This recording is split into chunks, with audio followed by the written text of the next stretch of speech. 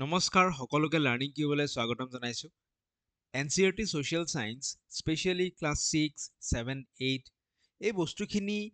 আপোনালোকৰ কাৰণে আমাৰ কাৰণে কিমান ইম্পৰ্টেন্ট সেয়া পুনৰবাৰ কোৱাৰটো কোনো প্ৰয়োজন নাই গতিকে আমি আজি ডাইৰেক্টলি পঢ়িবলৈ ষ্টাৰ্ট কৰিম আমি ক্লাছ 6 ৰ পৰা আৰম্ভ কৰিম ক্লাছ 6 ৰ হিষ্ট্ৰীৰ প্ৰথমটো চেপ্টাৰৰ পৰা আজি আমি পঢ়িবলৈ আৰম্ভ কৰিম খুব ধুনীয়া বস্তুবোৰ সাধু কথা যেন লাগে ষ্টৰি টেলিঙৰ দৰে আমি ধুনীয়াকৈ ভালকৈ পঢ়িবলৈ চেষ্টা কৰিম যাতে আমাৰ মনত ৰৈ যায় পৰীক্ষাত যাতে আমি স্ক'ৰ কৰিব পাৰোঁ তেনেধৰণে পঢ়িবলৈ চেষ্টা কৰিম চ' প্ৰথমটো চেপ্টাৰ লৈছোঁ চেপ্টাৰৰ নাম দেখিবলৈ পাইছে আপোনালোকে সন্মুখত what where how and when class 6ৰ হিষ্ট্ৰী পাৰ্টটোৰ প্ৰথমটো চেপ্টাৰ আহক ধুনীয়াকৈ আৰম্ভ কৰোঁ আমি চ' আৰম্ভ কৰাৰ আগত যদি আপোনালোকে গণিত শিকিব বিচাৰিছে এটা ধুনীয়া ষ্ট্ৰাকচাৰ্ড ৱেত চিষ্টেমেটিক ধৰণে লাৰ্ণিং কিউব এপ ডাউনলোড কৰিব পাৰে নতুবা স্ক্ৰীনত যিটো নাম্বাৰ দিয়া আছে তাত আপোনালোকে কণ্টেক্ট কৰিব পাৰে চ' আমি আৰম্ভ কৰিছোঁ আজিৰ মেইন পাৰ্টটোলৈকে আহিছোঁ মেইন ভিডিঅ'লৈকে আহিছোঁ মেইন কণ্টেণ্টখিনিলৈকে আহিছোঁ চ' এনচিইআৰটি হিষ্ট্ৰীৰ প্ৰথমটো চেপ্টাৰত আমাক সুধিছে প্ৰথমতে যে মানুহ অতীতত ক'ত বাস কৰিছিল where did people live so' history যদি আমি ভালকৈ অধ্যয়ন কৰোঁ আমি বিভিন্ন ঠাই পাম য'ত মানুহৰ বসতি সেইবোৰ ঠাইত যে আছিল তাৰ প্ৰমাণ পোৱা গৈছে তাৰ ভিতৰত কেইটামান বচা বচা ঠাইৰ নাম উল্লেখ কৰা আছে আৰু তাৰে কিছুমান বৈশিষ্ট্য কিছুমান কেৰেক্টাৰিষ্টিক্স উল্লেখ কৰা আছে সেই অঞ্চলত মানুহবোৰ কেনেধৰণে বাস কৰিছিল সেই বিষয়ে কিছু কথা উল্লেখ কৰা আছে আমি পঢ়ি যাম প্ৰথম যিটো আমাক পইণ্টছ দিছে ডেট ইজ নৰ্মদা ৰিভাৰ চ' মানুহ নৰ্মদা নদীৰ পাৰত নৰ্মদা নদীৰ আশে পাশে মানুহ বাস কৰিছিল সেই সময়ছোৱাত ইয়াৰে ভিতৰত কি কি পইণ্টছ আহিব সেই সময়ত নৰ্মদা নদীৰ আশে পাশে বাস কৰা মানুহখিনিৰ জীৱন ধাৰণ কেনেধৰণৰ আছিল সেই বিষয়ে অলপ আমি আলোচনা কৰিম প্ৰথমতে আমি মেপলৈকে আহিছোঁ ভাৰতৰ এখন মেপ আমি নৰ্মদা নদীৰ স্থান ক'ত আছে নৰ্মদা নদীৰ অৱস্থিতি ভাৰতৰ মেপখনৰ ক'ত নৰ্মদা নদীখন আমি দেখিবলৈ পাওঁ সেই নলেজখিনিও আমাৰ থকাটো জৰুৰী চ' যদি মেপখন আমি ধুনীয়াকৈ বিচাৰি চাওঁ আমি ভাৰতৰ একদম সোঁমাজত মধ্যপ্ৰদেশত আমি এনেধৰণে নৰ্মদা নদীখন দেখিবলৈ পাওঁ ৰেড কালাৰটো লৈ লৈছোঁ পেনত এনেকৈ ধুনীয়াকৈ আমি নৰ্মদা নদীখন দেখিবলৈ পাওঁ মধ্যপ্ৰদেশৰ পৰা ওলাই আহে নৰ্মদা নদী যি আমাৰ বিন্ধ্যা পৰ্বতমালা আছে বিন্ধ্যা পৰ্বতমালাৰ মাজেৰে এনেকৈ ধুনীয়াকৈ ওলাই আহি অকণমান মহাৰাষ্ট্ৰ টাচ কৰি পেলাই গুজৰাটত আহি পৰে নৰ্মদা নদী আৰু গুজৰাটত অৱশেষত গৈ ক'ত মিলিত হয় আৰৱ সাগৰত গৈ মিলিত হয় আৰু সেইকাৰণে ক'ত আছে সি চেণ্ট্ৰেলত আছে চেণ্ট্ৰেল ইণ্ডিয়াত নৰ্মদা নদীখন আছে বুলি আমাক কোৱা হৈছে পইণ্টছখিনি আমি ধুনীয়াকৈ নোট আকাৰেও লিখি ল'ম অলপ এতিয়া বুজি যাওঁ চ' আমি গম পালোঁ নৰ্মদা নদীখন আছে ক'ত চেণ্ট্ৰেল ইণ্ডিয়াত আছে মধ্যপ্ৰদেশৰ পৰা ওলাইছে আহি পেলাই গুজৰাটৰ মাজেদি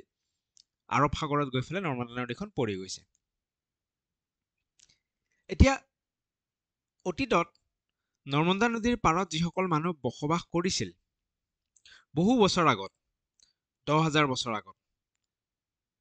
তেতিয়া মানুহবোৰে কেনেধৰণে বসবাস কৰিছিল কি খাইছিল তেওঁলোকৰ জীৱনশৈলী কেনেধৰণৰ আছিল কিতাপত কোৱা হৈছে যে নৰ্মদা নদীৰ পাৰত বসবাস কৰা অতীতত বসবাস কৰা মানুহবোৰ আছিল স্কিল্ড গ্যাদাৰাৰ্ছ স্কিল্ড তেওঁলোকৰ দক্ষতা আছিল কিহৰ দক্ষতা গ্যাদাৰ কৰা মানে কি বস্তু সংগ্ৰহ কৰা তেওঁলোক ৰাতিপুৱা শুই উঠিছিল ছবিত যেনেকৈ আপোনালোকে দেখিবলৈ পাইছে বনত ওলাই গৈছিল বনত ওলাই গৈ পেলাই বনৰ যি বস্তু তেওঁলোক তাৰ পৰা খাব পাৰে খাদ্য বস্তু যিবোৰ আছে তেওঁলোক সেইবোৰ বনৰ পৰা সংগ্ৰহ কৰিছিল ফল মূল হৈ গ'ল কিছুমান গছৰ শিপা হৈ গ'ল ৰুটছ হৈ গ'ল সেইবোৰ তেওঁলোকে সংগ্ৰহ কৰি আনিছিল আৰু সেইবোৰ খাই জীৱন অতিবাহিত কৰিছিল দে ৱেৰ স্কিল্ড গ্যাদাৰাৰ্ছ বুলি কোৱা হৈছে লগতে কোৱা হৈছে যে they have vast knowledge about wealth of plants চ' আমি নোটছ আকাৰেও ৰাখি থৈছোঁ আপোনালোকৰ কাৰণে যে প্ৰথম পইণ্টটো চেণ্ট্ৰেল ইণ্ডিয়াত নৰ্মদা নদীখন পৰে আমি শিকিলোঁ মধ্যপ্ৰদেশৰ পৰা ওলাই গুজৰাটত গৈ পৰে আৰু অৱশেষত আৰৱ সাগৰত আৰু সেই মানুহবোৰ কেনেকুৱা আছিল স্কিল গ্যাদাৰাৰ্ছ আছিল তাৰমানে তেওঁলোক সংগ্ৰহ কৰিব গৈছিল বনত গৈ পেলাই গ্যাদাৰ কৰি কালেক্ট কৰি পেলাই লৈ আহিছিল নিজৰ খাদ্য বস্তুবোৰ আৰু তেওঁলোকৰ আছিল vast knowledge about wealth of plants চ' বনত যিবোৰ গছ গছনি আছিল সেই গছ গছনিবোৰৰ ওপৰত তেওঁলোকৰ এটা ভাষ্ট নলেজ আছিল বহুত জ্ঞান আছিল গছ গছনিবোৰৰ ওপৰত কেনে ধৰণৰ জ্ঞান যে কোনটো গছৰ কোনটো অংশ আমি খাব পাৰো কোনটো অংশ খাব নোৱাৰো গছ গছনিসমূহৰ কোনটো অংশ কেনে ধৰণৰ বেমাৰত কামত দিব তাৰ ঔষধি গুণ কি আছে এনেকুৱা ধৰণৰ গছ গছনি বনত থকা গছ গছনিবোৰৰ ওপৰত তেওঁলোকৰ যথেষ্ট নলেজ আছিল vast knowledge about wealth of প্লান্টছ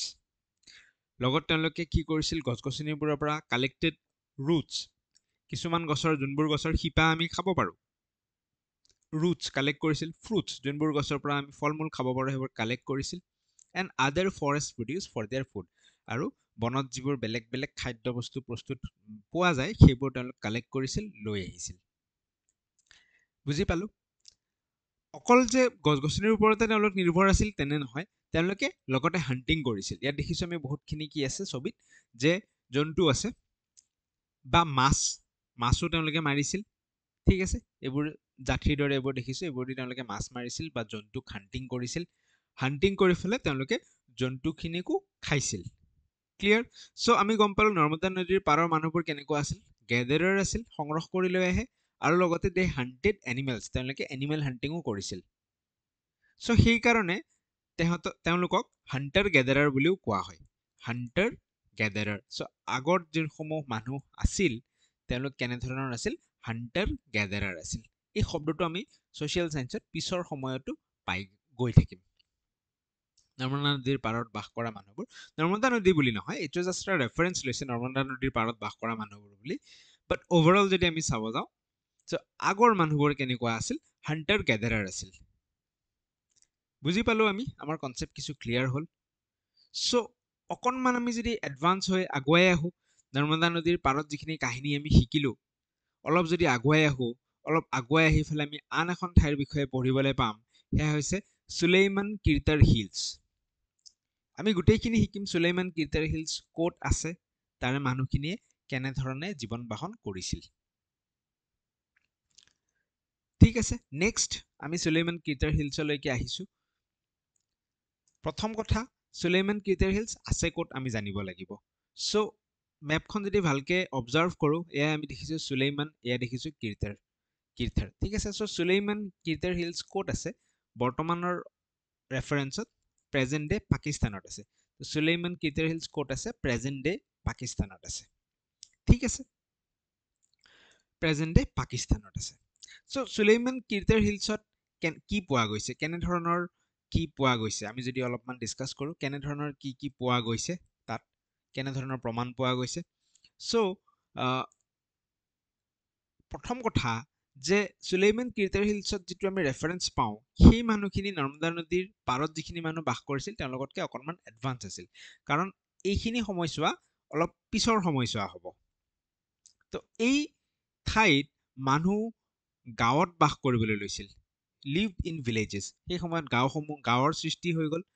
ঠিক আছে গাঁৱৰ সৃষ্টি হৈ গ'ল মানুহখিনি গাঁও হিচাপে বাস কৰিবলৈ আৰম্ভ কৰিছিল সুলেইমান কিৰ্তাৰ হিলছত ক'ত আছে পাকিস্তানত আছে লগতে এও প্ৰমাণ পোৱা গৈছে যে তেওঁলোকে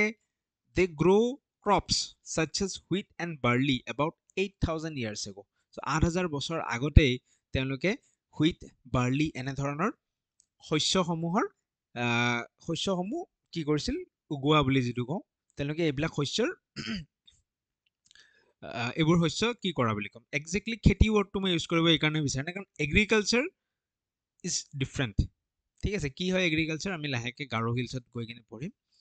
বাট এইবিলাক শস্য তেওঁলোক উগাইছিল আৰু বুজি পাইছে একজেক্ট পইণ্টটো মই ধৰিব পৰা নাই ঠিক আছে ৱৰ্ডটো মই বিচাৰি পোৱা নাই যি নহওক তো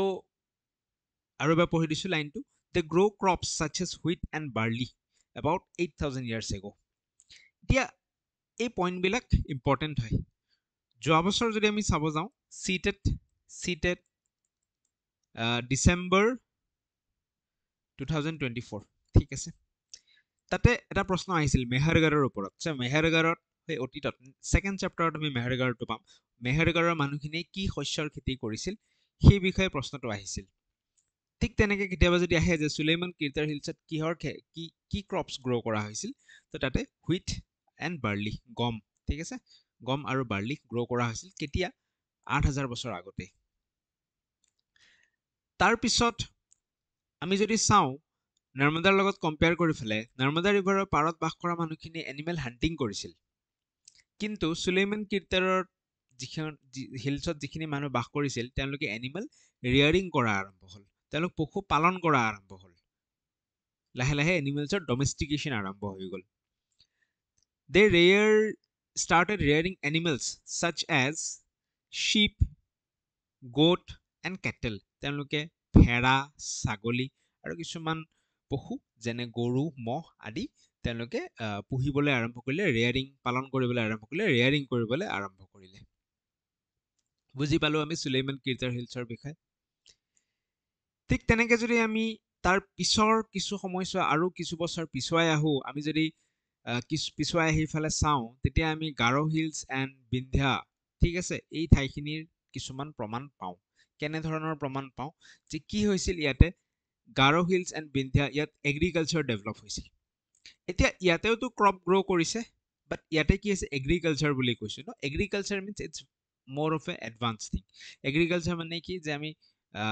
ডাঙৰকে আমি পথাৰখন লৈছো তাত আমি চিষ্টেমেটিক ধৰণে শস্যৰ খেতি কৰিবলৈ আৰম্ভ কৰিছো দিছ ইজ এগ্ৰিকালচাৰ বাট এইবোৰত কি এইবোৰত অলপ চলপ আমি ঘৰতে নিজে গছ লগাইছো বা ক্ৰপছ লগাইছো তো গাৰো হিলছ আৰু বিন্ধ্যাজত কি আৰম্ভ হ'ল এগ্ৰিকালচাৰ ডেভেলপ হৈ গ'ল তাৰ লগতে এইটো কথা মনত ৰাখিব যে বিন্ধ্যা পৰ্বতমালা আমি মেপত দেখিছিলো নহয় ক'ত আছে বিন্ধ্যা পৰ্বতমালা একদম মাজত আছে চেন্ট্ৰেল ইণ্ডিয়াত সো বিন্ধ্যাৰ নৰ্থ সাইডে এইখন বিন্ধ্যা পৰ্বতমালা ইয়াৰে যিটো নৰ্থ সাইড উত্তৰ দিশত ইয়াতেও এগ্ৰিকালচাৰ হৈছিল আৰু লগতে আমাৰ যিটো নৰ্থ ইষ্টৰ গাৰো হিলছ আছে মেঘালয়ৰ গাৰো হিলছতো কি হৈছে এগ্ৰিকালচাৰ হৈছে বাট লগত পইণ্ট এটা মনত ৰাখিবলগীয়া যে বিন্ধ্যাত যিখিনি এগ্ৰিকালচাৰ হৈছে তাত ৰাইচ কাল্টিভেশ্যন হৈছিল তাত কি হৈছিল ৰাইচ ঠিক আছে rice was grown on the north of Vindhyas এটো মনত ৰাখিব লাগিব গাৰো হিলছ এণ্ড বিন্ধ্যাস দুইটাতে এগ্ৰিকালচাৰ ডেভেলপ হৈছিল তাৰ ভিতৰত বিন্ধ্যাজত আমি ৰাইচ যে গ্ৰ' কৰা হৈছিল সেই প্ৰমাণ আমি পাওঁ মনত ৰাখিব এনেকে নোটছ হিচাপেও দিয়া আছে আপোনালোকক ধুনীয়াকে চাব আৰু পইণ্টছবোৰ মনত ৰাখিব সো নৰ্মদা বুজি পালো সুলেইমান কিৰ্তাৰ ক'ত আছে বুজি পালো পাকিস্তানত আছে গাৰো হিলছ বিন্ধ্যাৰ কথা বুজি পালো next Indus and tributaries so Indus নদীৰ পাৰত সিন্ধু নদীৰ পাৰত তাতেও কিছুমান সভ্যতা গঢ় লৈ উঠিছিল পিছৰ চেপ্টাৰসমূহত আমি খুব ডিটেইলছত পঢ়িম ইয়াৰ বিষয়ে ইণ্ডাছ ভেলী চিভিলাইজেশ্যনৰ বিষয়ে কিন্তু এই চেপ্টাৰত আমি কেৱল এইটোৱে গম পাম যে এই গাৰো বা বিন্ধ্যাৰ পিছত ইণ্ডাছ ভেলীলৈকে মানুহখিনি যেতিয়ালৈকে আহিল আৰু বেছি মানুহ অলপ এডভান্স হ'ল আৰু ইয়াতে চিটি ডেভেলপ হৈ গ'ল চিটিজ ডেভেলপ ঠিক আছে কিছুমান কি হ'ল চহৰৰ সৃষ্টি হ'ল এই কোনখিনি সময়ছোৱাৰ কথা কৈছে 4700 ইয়াৰ্ছ এগো আজিৰ পৰা প্ৰায় 4700 বছৰ আগতেই ইণ্ডাছ ট্ৰিবিউটৰীৰ পাৰত ইণ্ডাছ নদী আৰু তাৰ যিখিনি উপনদী আছিল সেই উপনদী আৰু ইণ্ডাছ নদীৰ পাৰত কি হৈ গ'ল কিছুমান চিটি ডেভেলপ হ'ল পিছত আমি ধুনীয়াকে পঢ়িম হাৰাপ্পা চিটি বা মহেঞ্জোদাৰো সেইবোৰৰ বিষয়ে ইণ্ডাছৰ পিছত ইণ্ডাছ ভেলী চিভিলাইজেশ্যনৰ পিছত মানুহ আৰু আগুৱাই আহি যেতিয়া গংগা নদীৰ পাৰত মানুহ সভ্যতা আকাৰে থাকিবলৈ ল'লে গংগা নদীৰ পাৰতে কি হ'ল কিছুমান চিটি ডেভেলপ হৈ গ'ল ঠিক আছে ইয়াতেও কি হৈছে চিটিজ ডেভেলপ গংগা নদীৰ পাৰতো চিটি কিছুমান ডেভেলপ হ'ল চিটি কিছুমান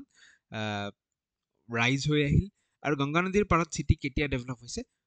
2500 বছৰ আগত 2500 ইয়াৰ্ছ এগো সো 2500 বছৰ আগত গংগা নদীৰ পাৰত চিটিজ ডেভেলপ হৈছে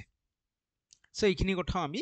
জানিব লাগিব পিছত ডিটেইলছত পঢ়িম গংগা নদীৰ পাৰত কি কি কিংডমছ আছে কি নাই বেলেগ চেপ্টাৰত আমি ডিটেইলছত পঢ়িম ইয়াত মাত্ৰ আমি এইটো চেপ্টাৰত ইমানখিনিয়ে জানিব লাগিব যে ইণ্ডাছ নদী আৰু তাৰ ট্ৰিবিউটৰীসমূহৰ পাৰত আজিৰ পৰা 4700 বছৰ আগতেই চিটি ডেভেলপ হৈছে আৰু গংগা নদীৰ পাৰত